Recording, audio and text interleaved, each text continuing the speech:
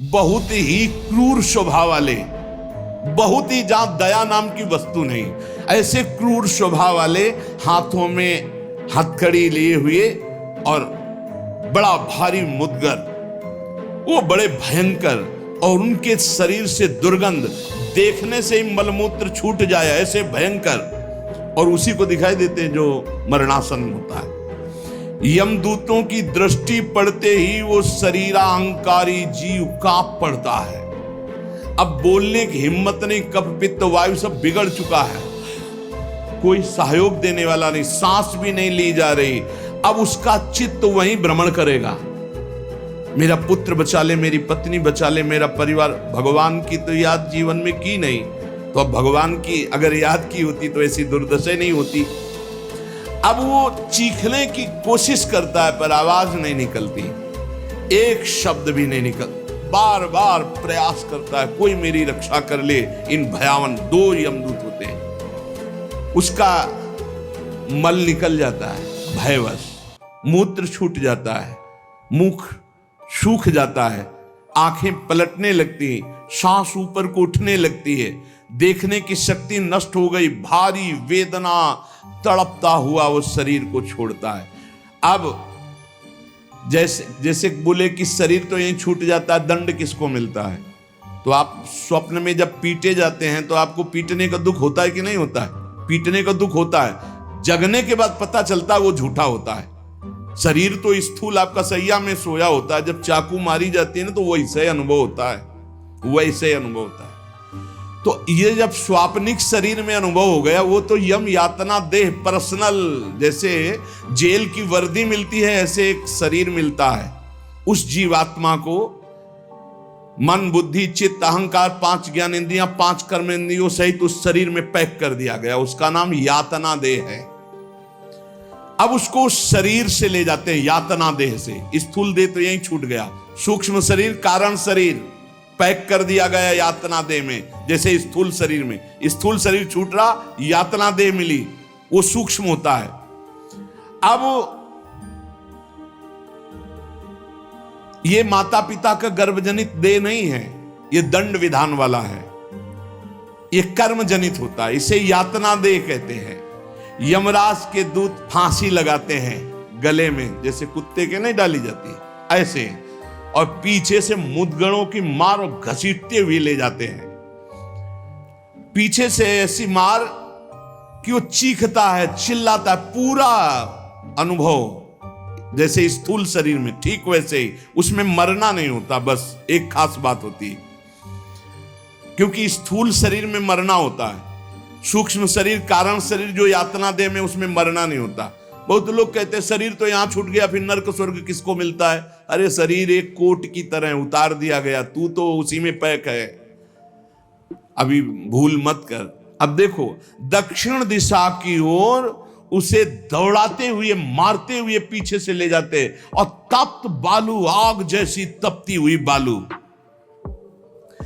जैसे यहां कुश होते हैं ऐसे लोहे के कांटे होते हैं, उस पे चलना, कांटे फैले हुए हैं, कहीं लोहे की बड़ी बड़ी कीलें गड़ी हुई हैं, कहीं लोहे की कंकरीली ऐसी भूमि, लोहे के ऐसे सैकड़ों कांटे जैसी गुखरू जैसी ऐसी डाल दी गई हैं लोहे की, और अत्यंत कठोर, जब उसमें पैर रखते हैं भारी कष्ट, पीछे से मार, वहां दया नहीं।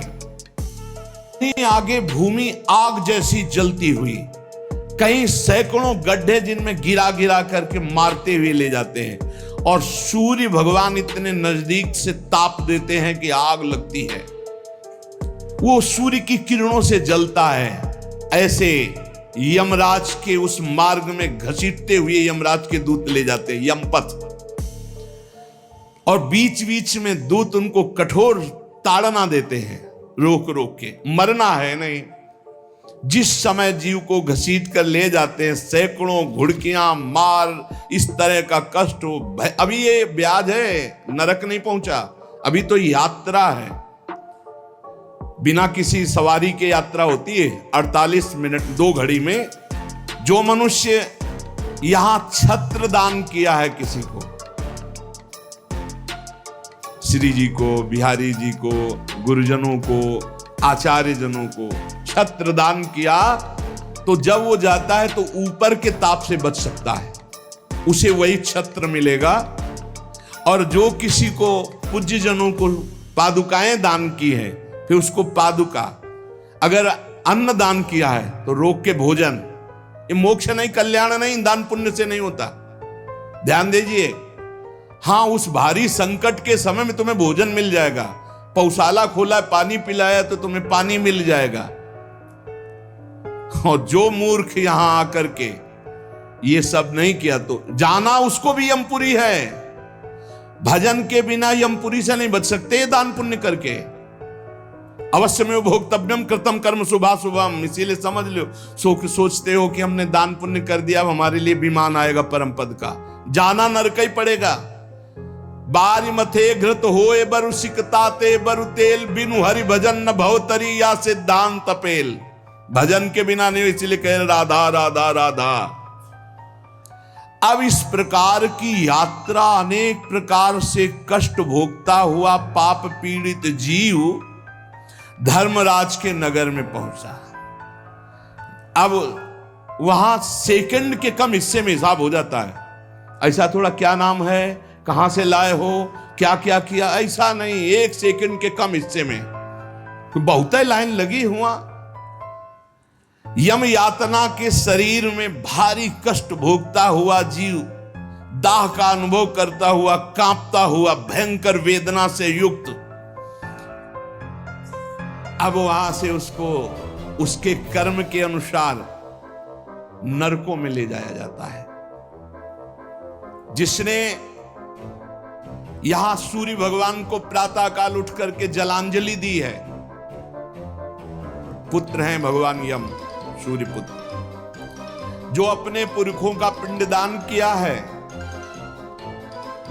जो समय समय पर अपने पूज्य जनों को, गुरुजनों को, संतों को अपने घर में बुलाकर भोजन पवाया है, जो बुजुर्गों को तेल मालिश करके, जैसे उन्होंने हमें तेल मालिश करके पुष्ट किया, ऐसे वृद्ध माता पिता के जो चरण दबाना है, शरीर पर तेल लगाना है, उनके वस्त्र धो देना, उनको भोजन कराना है, उसको वहां थोड़ा आदर मिलता है। बैठो, खान पान, थोड़ा सुख सुविधाएं, नरक से नहीं बचोगे। भगवत भाव के बिना नरक से नहीं बचोगे। जो जो उसने सेवाएं की हैं, वो सेवाएं, आए हो नरक के मार्ग में तो थोड़ा तेल मालिश हो जाएगा, खवा पिया दे जाओगे, थोड़ा शीतल जल पीने को मिल गया, खान पान की, विश्राम की व्यवस्था थोड़ी समय के लिए। अरे इसीलिए जय सीत हरिवंश नरक गति दूर, ये जो अपने माता पिता को गाली देते हैं, जो मनमानी आचरण करते हैं ना, खूब अच्छे से तृप्त होते हैं। अब बात ये कि याद नहीं रहती ना, जैसे गर्भ की बात याद नहीं, यार गर्भ की बात याद आ जाए तो तुम भजन के सिवा कुछ नहीं करोगे। मरने की बात याद आ जाए कि पीछे जब मरे थे तो कितना कष्ट हुआ, माँ के गर्भ में रहे कितना कष्ट हुआ, ऐसी जेल तो है ही नहीं माँ के गर्भ जैसी, विचार करके देखो। अब वो मृतक जीव जो जो सुविधाएं दान की थी, वो उसे कुछ दिन के लिए वहां सैया मिल गई, भोजन मिल गया, विश्राम मिल गया। कुछ दिन के लिए भाई, बहुत होश में, दान पुण्य के भरोसे मत रहना। अब जब वो पुण्य खत्म हुआ उनका, तो यमदूत उनको साथ लेकर गए।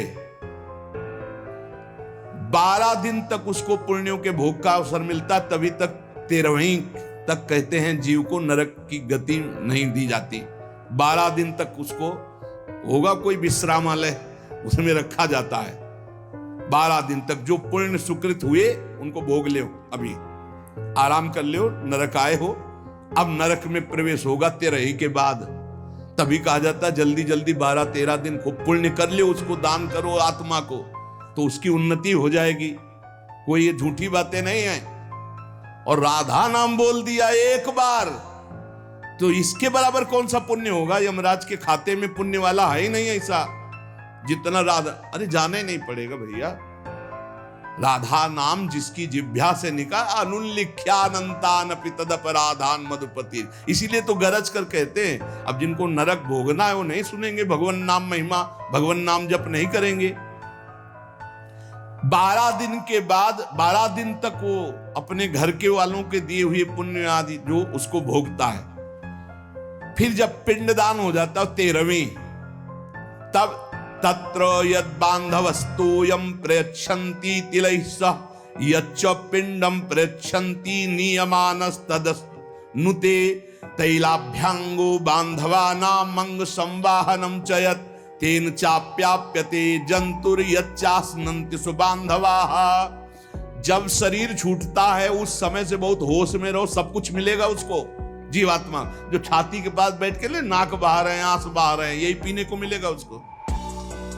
बहुत होश में राधा राधा, कम जिंदगी में वो नहीं जपा तो तुम तो कीर्तन कर ले, वो मिलेगा फल उसको। 12-13 दिन का ऐसा हिसाब रखा जाता है कि बांधो जन परिवार के जन, लेकिन भजन नहीं करेंगे, रोना धोना। मृत्यु से 12 दिन बीतने के पश्चात यमपुरी को खींच कर ले जाया जाता है उस जीव को। अरे यमपुरी भैया हुआ जैसे जेल पहुंचे, कोई थप्पड़ में लग रहा है, कोई डंडा लग, वो देखे कि प्राण उठ जाते कि हमारे ये दुर्दशा। मरना नहीं खास बात है, यमराज की यमपुरी को देखते ही प्राण सूख गए। कोई काटा जा रहा है, कोई कोल्हू में पेरा जा रहा है, कोई पकोड़े की तरह तला जा रहा है, हाहाकार मचा। मरना किसी को है नहीं। मृत्यु काल ये सब वहां नजर आ रहे हैं। मूर्तिमान मृत्यु, मूर्तिमान काल जो यमपुरी में दंड हो रहा है। काजल की राशि के समान, जैसे काजल के पहाड़ ऐसे यमदूत हैं। ये ऐसे पचका दे तुम्हें, ऐसे नींबू जैसे नहीं निचोड़ा जाता, ऐसे निचोड़ दिए, फिर छोड़ दिए, फिर वो जी गया, फिर निचोड़ दिए। अब बोले 10,000 वर्ष तक यही करना है उसको। अब 10,000 वर्ष तक वो ऐसे करता रहे, क्या दुर्दशा। तभी हरिवंश महाप्रभु कहते हैं, रस सिद्धांत का वर्णन जब करते तो कहते जैसी हरिवंश नरक गति दुर्भरी, बहुत कठिन है नरक की गति। तभी कहते हैं नरक जाओगे होश में रहो, मतलब सबसे बड़ा दंड नरक का। लोग कहते हैं कि कहां नरक स्वर्ग है, किसने देखा है, तुम देख लोगे। ऐसे आचरण रख रहे हो जो संतों की अवहेलना कर रहे हो, शास्त्र की अवहेलना करे, भगवान को अवहेलना कर रहे हो, अपने आप देख लोगे पर बताने नहीं आओगे। बस खास बात ये है। और भौहें कैसी, टेढ़ी भौहें, काजल के समान काले, और विकराल मुख, लंबी दाढ़ें, कुरूप, आवाज भीषण भयंकर, और रोम ऐसे जैसे बंबूल के कांटे कि अगर ऐसे कर दे तो पूरा शरीर छेद जाए, ऐसे दूत। विशाल भुजाएं, पुष्ट भुजाएं, और सब यम दंड यम पास लिए हुए, बड़े भयंकर। दुर्गंध आती शरीर से, जीव देख के घबराता है, उनके हाथों में फंसा हुआ। अब जो यहां पराये पुरुष से रति करती है, अपने पति को धोखा देकर, जो अपनी पत्नी को धोखा देकर दूसरी पराई स्त्री से पतिवंचक पर पति रति करई, रौरव नरक कल्प सत परई। ऐसे ही पुरुष को, ऐसे स्त्री को। रौरव का बड़ा भयानक स्वरूप है। रौरव नरक की लंबाई चौड़ाई 2000 योजन है। 1 योजन 4 कोश और 1 कोश 3 किलोमीटर, तो 2000 योजन कितना हुआ? 4 दूनी 8, 8000 कोश। 2000 का 4 तो 8000 हुआ, और 8 त्रिक 24,000 किलोमीटर का है। 24,000 किलोमीटर, और गड्ढा रूप है जिसकी बहुत गहराई है। यह नरक बड़ा दुखदाई है। इसमें अंगार रास बिछी हुई है, आगों की अंगार रास, दहकते हुए अंगार, बहुत ही। अब जो स्त्रियां पराये पुरुष से, तो वैसे ही सैया अंगार की और तपता हुआ आग का पुरुष। अब भैया वहां जो पुरुष पराई स्त्री से ये लिव इन रिलेशन, ये गर्लफ्रेंड, तुम्हारा इंतजार हो रहा है रौ रौ में, नंबर लिख गया है। तस्मात् शास्त्रम प्रमाणन्ते, पशुवत आचरण नहीं। इसीलिए भारत भूमि में जन्म होना शास्त्रों में महानता का वर्णन किया गया, क्योंकि धर्म का पूर्ण यहां पालन करने वाले जन होते हैं। जो नहीं करते उनके लिए व्यवस्था है। अब उसके भीतर यमराज के दूत उस पापी जीवात्मा को, अब वहां स्त्री पुरुष तो है नहीं, वो तो शरीर पहले ही छूट गया। अब यातना देह, जेल की वर्दी, यातना देह नरक की वर्दी, धधकती आग में वो जल रहा है, चीख रहा है, पग पग पर भून भून कर गिर रहा है, न मूर्छा न मरण, रात दिन चीखता रहता है, जलता रहता है। दौड़ना है 28,000 किलोमीटर, बस उसी में दौड़, आनंद लीजिए। कितने दिन? बोले सहस्त्रों वर्ष, 1-2 वर्ष नहीं, सहस्त्रों वर्ष। ऐसे पापियों की शुद्धि नरक में की जाती है। फिर जब वहां से निकलते हैं तो कीड़े मकोड़े, पतंगे, हिंसक जीव, मच्छर, वृक्ष, ऐसी योनियों को प्राप्त होते हैं पापी जीव। या मनुष्य योनि में आए, पाप बहुत नष्ट हो गए वहां, तो यहां कुबड़ा, नाटा, बड़े घृणित शरीर वाले, जो अवशिष्ट पाप बचते हैं थोड़े। आप कहोगे नरक भोगने के बाद भी अवशिष्ट बचे? कि हाँ, जैसे यहां किसी को सजा दी जाती, 20 साल की सजा और 1 लाख रुपया जुर्माना। अरे जब जेल ही दे दी तो जुर्माना का? बोले नहीं, जुर्माना है। तो जो जुर्माना हुआ उसका ये दंड है मृत्यु लोक में, समझ लो।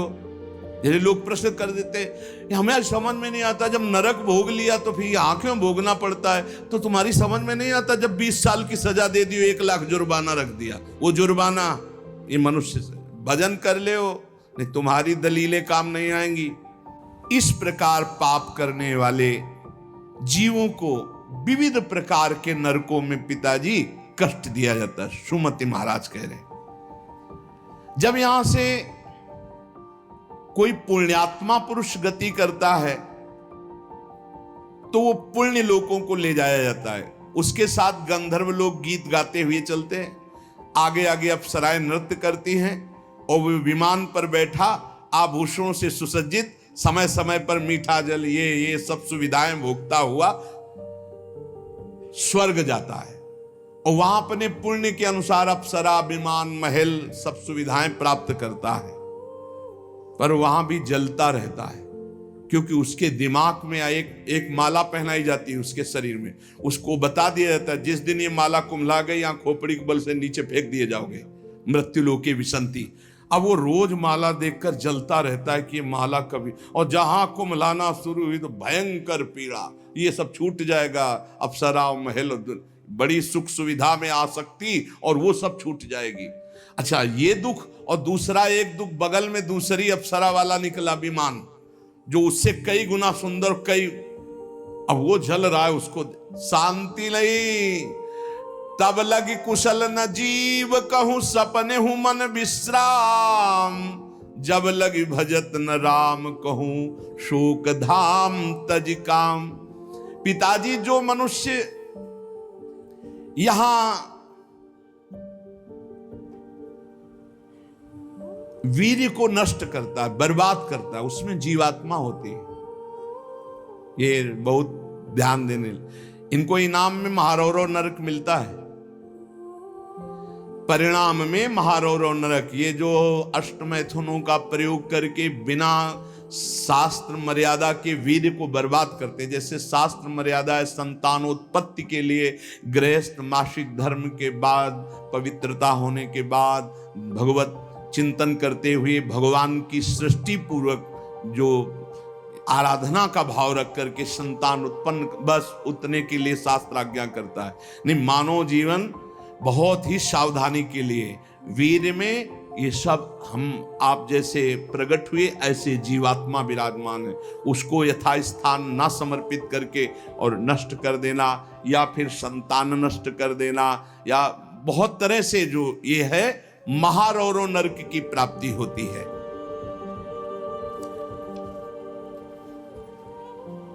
नारकी घोर दुखदाई नरकों में ये जब जीव गिराए जाते हैं तो इनको पहले पता होता कि मेरे इस पाप का दंड मिल रहा है, मैंने जो पाप किया है। बहुत ध्यान देने की बात है, अभी तक जो चर्चा हुई उसमें खास बात यह है, आचरण पवित्र ना होने से नरकों की प्राप्ति समझ लो। पहला पराई स्त्री की तरफ या स्त्री पराय पुरुष की तरफ जो व्यभिचार प्रवृत्ति करती है उसे रौरो नरक मिलता है। यहां जो व्यर्थ में वीर्य नष्ट करते हैं अन्य प्रकार से, इसे खिलवाड़ न समझा जाए, ये मनोरंजन नहीं है। मानव देह बहुत बड़ी संपत्ति है जो भगवान की प्राप्ति के लिए मिली है। जैसे आप अभी पता चले कि आप शरीर को नष्ट करना चाहते हो तो हमारी भारत सरकार आपको बंदी बना लेगी। सरकारी संपत्ति, आप जी सकते हो, केवल सेवा कर सकते हो, कर्म कर सकते हो, लेकिन इसे नष्ट करने का अधिकार नहीं। तो भागवतिक भी दंड है इसमें। तो आपको वो जो संपत्ति मिली हुई है, आंख, नेत्र, कान, सब इंद्रियां, इनका सही मार्ग में प्रयोग करो। गलत प्रयोग करोगे तो दंड मिलेगा। तुम इसके स्वामी नहीं हो, तुम सेवक हो। ये भगवान की दी हुई वस्तु है, उसे दुखदाई नरकों में गिराया जाता है। दिमाग में बैठा लो ये बात। व्यर्थ में ब्रह्मचर्य को नष्ट करना, व्यर्थ में ये पाप जनित कार्य करना, महारौरो नरक में जाने का पूरा तैयारी कर रहे हो। ये अज्ञान की बात नहीं, भगवान की कृपा से सत्संग सुनने को मिल रहा है, शास्त्र सम्मत। तो डरो, डर करके अपना सुधार करो। ऐसा नहीं कि आप कोई नहीं देख रहा, आपके मन में जो आया आप वो कर रहे हैं, नहीं, आपको इसका दंड मिलेगा, एक एक सेकंड का दंड मिलेगा। यमदूतों द्वारा घसीट घसीट कर ले जाए गए उस महान रौरो नरक में एक घंटी यंत्र की तरह उसमें बड़े बड़े कांटे ऐसे हैं जैसे खजूर के, वो घूमता हुआ है। इसका विस्तार 12,000 योजन है। बरचौक 48,000 कोष, 12,000 योजन। तांबे की सी तपती हुई, धधकती हुई भूमि, और उसमें बिजली जैसा यंत्र घूमने, और बड़े बड़े खजूर जैसे कांटे, और ऊपर से उसमें फेंक दिया। तड़पता है ऐसे, बस उसी में तड़पते घूमते रहो। अरे बड़ा कष्ट में, वहां मरना ही नहीं है, तो वहां पूरा खेल बहुत कष्ट का है। नीचे से धधकती आग, ऊपर से राउंड करने वाला बिजली का जैसे झूला, और उसमें बड़े बड़े कांटे, अब फेंक दिया गया, और तड़प कर दूसरी तरफ गिरता है तो कांटे कांटे कांटे, नीचे गिरता है तो आग, फिर उठाकर उसके होश में मनमानी आचरण नहीं। यमदूत उसके हाथ पैर बांध देते हैं, फिर उसमें डालते हैं। इसी महारौरो नरक में एक स्थान, उसी 12,000 योजन वाले में, कौवा, बगुला, बिच्छू, मच्छर, गिद्ध, और इन सबकी चोंचे, पूंछ सब लोहे की जैसी, वज्र जैसी कठोर, उसे नोचवाया जाता है। किसको? ये जो नहीं भूंज के मुर्गा मुर्गी बकरी बकरा नहीं, बड़े स्वाद से बोले वो चिमटी से खाते हैं ऐसे, वैसे चिमटी जैसी नोच, जिंदा नोच नोच के, वो उसमें वहां कोई बचाने वाला नहीं। इसलिए कह रहे मान जाओ, बंद कर दो, अब लो नसानी, अब ना न सही हो। इतने बड़े तुम भारत लेवल के, विश्व लेवल के महावीर नहीं बनोगे मुर्गा बकरी और अंडा खा करके कि हाँ तुम्हारी जय हो जाएगी, पराजय हो जाएगी। बंद कर दे रे। ये मांस मछली जीवों की हत्या करना, मनुष्य जन्म बहुत सुंदर मिला है भगवत प्राप्ति के लिए। जिनके कानों में पड़ रहे हो, हाथ जोड़कर प्रार्थना है, रौरो नरक, महारौरो नरक की तैयारी मत करो, ये मुर्गा मछली बंद कर दो। इतने बड़े बलवान नहीं हो जाओगे कि यमदूतों को पटक दो। यमराज के पास लौट के गए, बोले बहुत धुनाई हुई है, वो तो केवल हरि पार्षद कर सकते, दूसरे नहीं। नारायण पुकारा तो हरि पार्षद आ गए, बचा लिया उसे।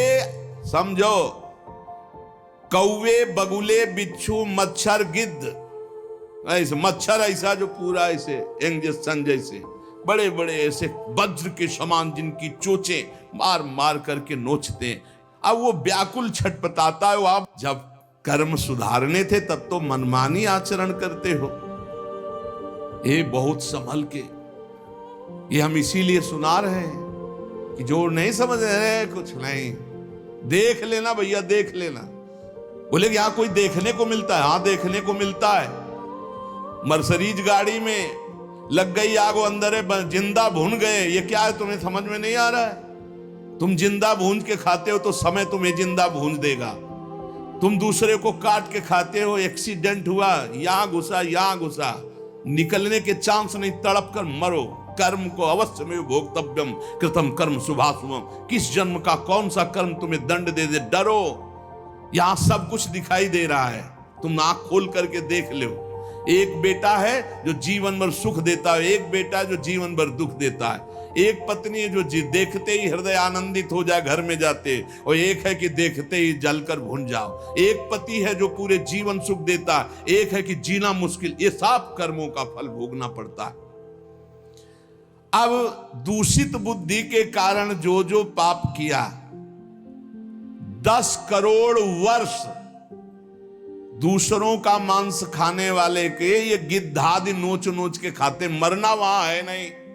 खा गए फिर मांसोदय, फिर खा गए फिर मांसोदय, होश में। अरे कुछ ना हो भैया, नमक रोटी खाओ, संयम से रहो तो बढ़िया बल आ जाएगा। शरीर में बल को तो तुम नष्ट कर रहे, ऊपर से डालने से क्या होगा? पक्का कहते हैं अगर आप 10 वर्ष ब्रह्मचर्य रहो तो तुम्हारे अंदर ऐसी सामर्थ्य आ जाएगी कि क्या करूं, कहां कौन सी मेहनत करूं, ऐसा तुम्हारे अंदर आने लगेगा। बचपन से ही धर्म विरुद्ध आचरण।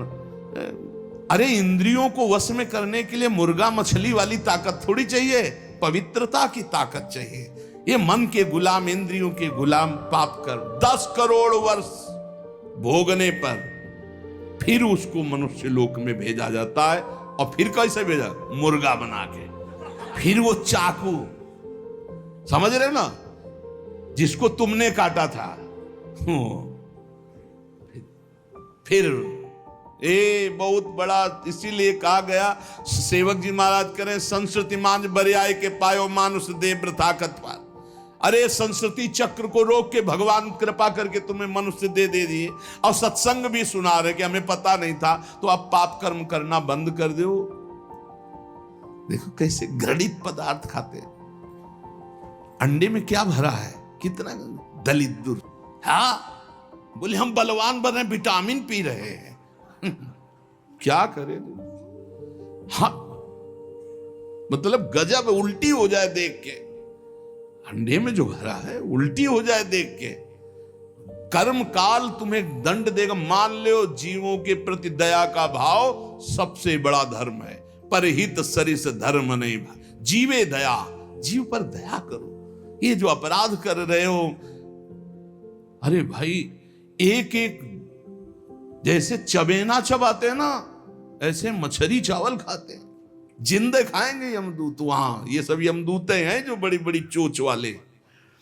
अब महारौरों के कष्ट को कैसे तुम्हें बताए।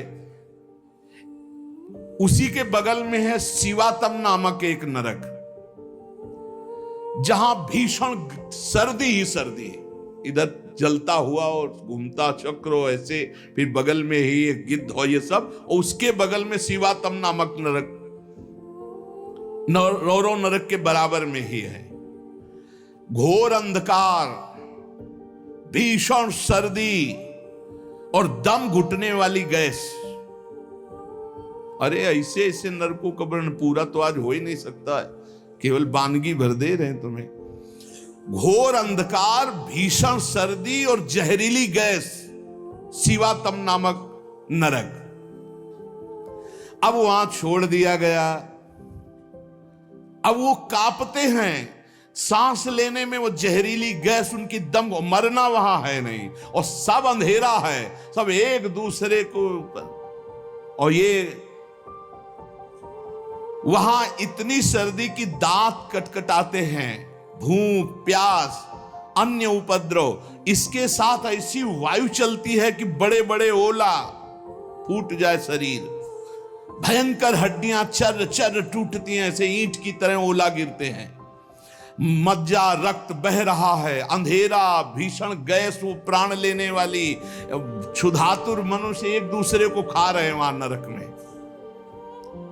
शिवातम नामक नरक, महान कष्ट भोगते हैं ये निकृष्ट पुरुष जो दूसरे के बच्चे का अपहरण करके ले आते, जैसे नहीं, दूसरे आदमी का चोरी करना, हिंसा करना, मार कर, ये सब इस नरक को प्राप्त होते हैं।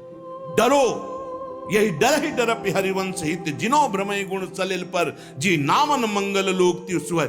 ये छोटे छोटे पशु पक्षियों को तुम मार कर खाते हो, दूसरों के धन का अपहरण करते हो, अस्त्र शस्त्र लेकर किसी दुकान में घुस गए, उसको मार दिया, काट दिया, उसकी संपत्ति छीन लाए, ले लो, तुम्हारा ये स्वागत होगा। शिवातम नामक नरक में डाले जाओगे, जहां केवल अंधकार, भीषण सर्दी, ओला की वर्षा और दम घुटने वाली गैस, हजारों हजारों वर्ष वहां तुम्हें भोगना होगा। इसी के बगल में है निकृंतन नामक नरक। इसमें कुम्हार की चाक की तरह पूरा नरक घूमता रहता बड़ी रफ्तार से। ये थोड़ी देर रफ्तार वाले में किसी यंत्र में बैठ के देखना, बहुत रफ्तार से जो घूम रहा हो, चक्र की भांति निरंतर घूमता रहता है। और यमराज के दूत कोड़ा लिए खड़े रहते हैं, और जैसे उसके सामने आए तो इधर मारा चप से, और वो घूम के सर से वो उधर मारा, उधर, चारों तरफ कोड़े की मार, और उस यंत्र अब वो उल्टी करता है, भयंकर भय लग रहा है, उसी में घुमाया जाता है। कुम्हार की चाक के समान चक्र की तरह निरंतर घूमता रहता है। यम दूत पापी के ऊपर कोड़ों की वार करते रहते हैं। शरीर पूरा मस्तक तक रक्तमय हो जाता है कोड़ों की मार्ग से, और रफ्तार से वो घूमता है, प्राण निकलना नहीं है, सब चिथड़ा उड़ जाता कोड़ों। और सब मरना पीते हैं, शराब पी करके अपने पूज्य जनों का अपमान करते हैं। नहीं, उनको पृथ्वी घूमती नजर आती है शराब पीने वाले, वो उसी में डाले जाओगे। नरक वैसे ही बना है तुम्हारे लिए व्यवस्था। जो बड़े पूज्य जनों का अपमान करते, गाली गलौज, मदिरा पीना महापाप है, ऐसा हमारा शास्त्र कहता, मान लो। इसमें ये मत सोचो कि जीव की हत्या नहीं, लेकिन हमारा जो शास्त्र के तस्मात् शास्त्रम प्रमाणम ते कार्याकार्यो व्यवस्थितौ, ऐसा ना सोचो, बिल्कुल अक्षरशः सत्य है। आज विज्ञान भी जो कुछ लाभ ले रहा है हमारे शास्त्रों से ही ले रहा है। विज्ञान भी शास्त्र का अनुसरण ही करता है। एक बहुत बड़े वैज्ञानिक आए थे अपने भारत के, उन्होंने यही बताया कि जहां से मेरा विज्ञान समाप्त होता है वहां से आपका अध्यात्म प्रारंभ होता है, इसलिए मैं दर्शन करने आया हूं आपके। जब तक शरीर के पापों का नाश नहीं हो जाता, इस अप्रतिष्ठित नामक नरक में बड़ा असह्य दुख भोगना पड़ता है। ये शराब पीना, ये बुजुर्गों का अपमान करना, दूसरों की हिंसा करना, अत्याचार करना, ये बंद कर दो। ये तुम्हें तमोगुणी राक्षसी बुद्धि प्रदान करती, इसलिए निषेध किया गया है। मनुष्य हजारों वर्षों तक इन यंत्रों को भोग करके जब पवित्र होता है, तब फिर उसको फिर यहां मृत्युलोक में जन्म दिया जाता है। एक असिपत्रवन नामक नरक है। ये 1000 योजन तक की लंबी भूमि का है। बड़े बड़े तलवार जैसे इसमें है, पत्ते हैं तलवार जैसे मजबूत।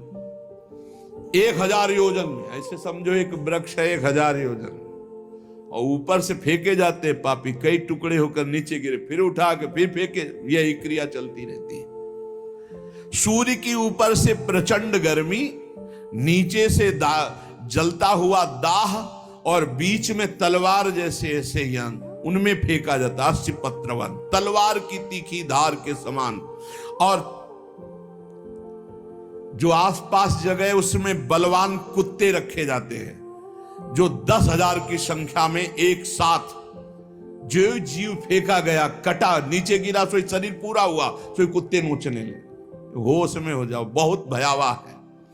और उनकी मुख दाढ़ें भी बड़ी लंबी लंबी, कुत्तों की, व्याघ्रों के समान। इसलिए वो हाय हाय चिल्लाता है, वहां कोई बचाने वाला नहीं मिलता। इस अस्पत्रवन नामक नरक में बहुत दुख दिया जाता है।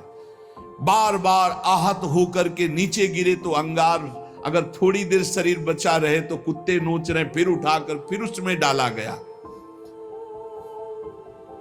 एक भयंकर तप्त कुंभ नामक नरक है जिसमें तेल खौलाया हुआ है, पकौड़ा की तरह पकाए जाते हैं। पुत्र सुमति ने कहा, पिताजी मैंने इन सब नरकों को भोगा है और मुझे 10,000 जन्म की स्मृति प्राप्त है, इसलिए मैं यथावत देख के कह रहा हूं। आज के 7वें जन्म पहले मैं एक वैश्य कुल में उत्पन्न हुआ था और मुझे अपने कुल की सेवा मिली हुई थी। जो एक दिन मैं व्यापार से जा रहा था तो कुछ गौएं पानी पीने जा रही थी। मैंने उन गौओं का विरोध कर दिया और गौओं को पानी पीने नहीं दिया। उसके अपराध से मुझे अत्यंत भयंकर नरक में डाला गया था, जहां आग की लपटे जैसी गर्मी थी और बूंद पानी नहीं। कई हजार वर्षों नरक भोगना पड़ा था एक अपराध का।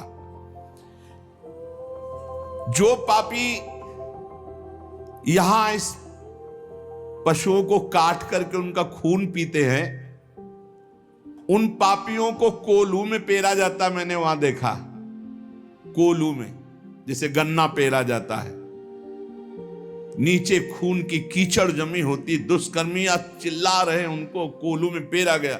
धीरे धीरे आराम से पेरा जा रहा, बाहर निकले फिर पूरा जीवित, फिर पेरा जा रहा है। हाहाकार ही हाहाकार वहां सुनाई देता है। मुझे तो सिर्फ दिखाया गया था। इस अपराध के कारण मैंने नरक देखा। बड़ी पीड़ा, बड़ा संतप्त, बड़ी जलन। तप्त बालुक, तप्त कुंभ, कितने तुम्हें नरकों का वर्णन बताएं। पिताजी, जीवों को यदि आनंद लेना है तो यहां भगवान का भजन कर लो, धर्म से चल ले। ये मत समझो कि यहां तुम आयो स्वतंत्र हो, जो चाहो कर लो। नहीं नहीं, बंधन है बंधन। आप किसी की नजर में हो, हर समय आपके ऊपर सीसी कैमरा लगा हुआ है। आप एक एक चेष्टा जो कर रहे हो उसका आपको दंड या सुकृत पुरस्कार मिलेगा। और अगर भजन कर ले गए तो भगवान की प्राप्ति होगी। जो भगवान का नाम जपते हैं, भगवान के आश्रित हैं, तो भगवान ने कहा अभी जो भी हो गया चिंता मत करो, पीछे जो हो गया सब राधा राधा। भगवान के वचन कभी मिथ्या नहीं होते। श्री भगवान ने कहा है, सर्वधर्मान परित्यज्य मामेकम शरणं व्रज, अहम त्वाम सर्व पापेभ्यो मोक्षयिष्यामि मा शुचा। मैं सब पापों से मुक्त कर दूंगा। भगवान की शरण में होके खूब नाम जप करो। लेकिन ये जो गंदी बातें हैं, मत देखो, मत बोलो, मत सोचो, मत करो, नहीं, ये बाधा पहुंचा देंगी। एक ब्रह्मज्ञानी महात्मा सुमति पूर्व में शिष्य बना करके प्रमाद स्थिति को प्राप्त होने के कारण एक जन्म और लेना पड़ा। इसलिए छोटी छोटी गलती में चूक हो जाती, फिर भयानक पापाचरण रूपी गलती करके कौन भगवत प्राप्ति कर पाएगा। इसलिए सावधान, नाम जप करो, कोई पाप कर्म ना होने पावे। शास्त्र का स्वाध्याय करो, जिससे तुम्हें पता चलेगा कौन सा पाप कर्म है और कौन सा शुभ कर्म है, और कौन सा ऐसा कर्म है जो शुभ अशुभ दोनों को विध्वंस करके भगवत प्राप्ति कराता है। खूब नाम जप करो, भगवान की शरण में रहो, वो सारे पाप नष्ट कर देंगे। तुम्हें भोगना नहीं पड़ेगा, पर आगे सावधान रहो। पाप उसी के नष्ट होते हैं जो अब लो नसानी अब ना नसइयो, आज तक किया आगे नहीं करूंगा, वही पवित्र होता है। तो ये संकल्प लो, ये नियम लो, ये भगवान से प्रार्थना करो कि हमारे द्वारा किसी का अहित न हो, किसी का अमंगल न हो। हर जीव जीना चाहता है, हर जीव सुखी होना चाहता है। तुम उन्हीं जीवों को दुख देकर कैसे सुखी हो सकते हो। इसलिए सावधान, अपनी जीव को संभालो, अपनी जनेंद्रिय को संभालो, अपनी बुद्धि को संभालो।